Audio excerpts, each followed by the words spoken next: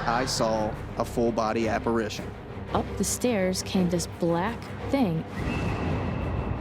His eyes, they just pierced right through you.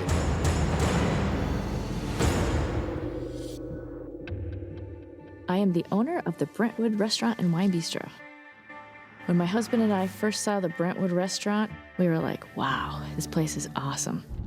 A very short time after we purchased the Brentwood, I didn't really feel comfortable being alone. I was bartending one night, and then all of a sudden, up the stairs came this black thing. It was very dark, and it had the shape of a person, and then it went into the front dining room. So I walked over there, and no one was there. Nobody was anywhere. My ghost story began when I went to investigate the Brentwood Wine Bistro. I'm a novelist by day, but my true passion lies within paranormal research.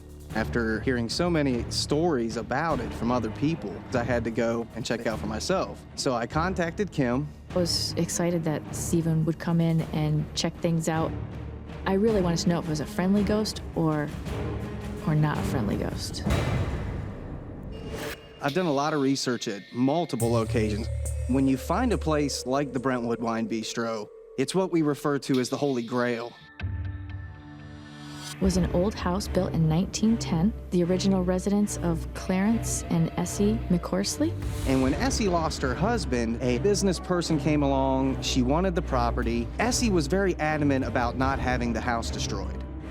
They picked up the entire building, foundation and all. They bring every piece across the street, set it up, and from that point on, she turned it into a bed and breakfast for local fishermen. When I first started talking with Kim, she described to me the areas where her patrons of the bistro have seen the shadow entity. I set up 3 cameras upstairs trained on that bar because that's where the shadow entity was seen the most. When I turned my head, I saw a 6-foot-tall, solid black silhouette of a man walk behind that bar. So I brought up my camera. I set the camera to shoot continuously and just pushed the button down. I took 16-20 shots, and in one shot, there was the shadow entity walking down those stairs.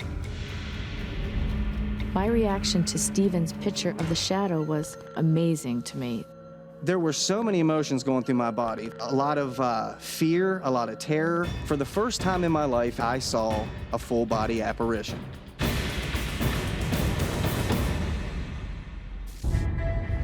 When we purchased the Brentwood restaurant, it just really never crossed our mind that there was something else in there. My team and I were upstairs, and one of my guys happened to be looking in the mirror. And he said, "Stephen, you're not gonna believe this, but I just watched a face come out of the mirror and go back in." And of course, in total disbelief, I went over there. I started snapping shots with my camera, and lo and behold, I captured what he saw in a photograph.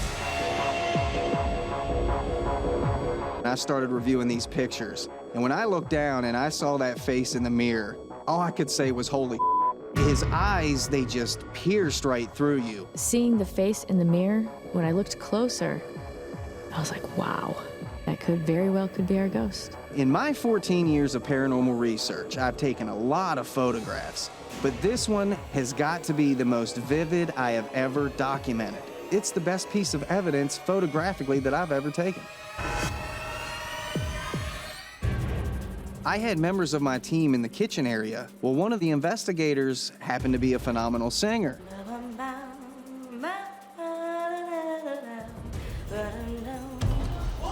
The lights came on, and it did it all by itself. Did you or anybody in your group turn that light on? Yeah. Every time this girl would sing, the dumbwaiter would either go up or come down. You can see the switch for it on the wall.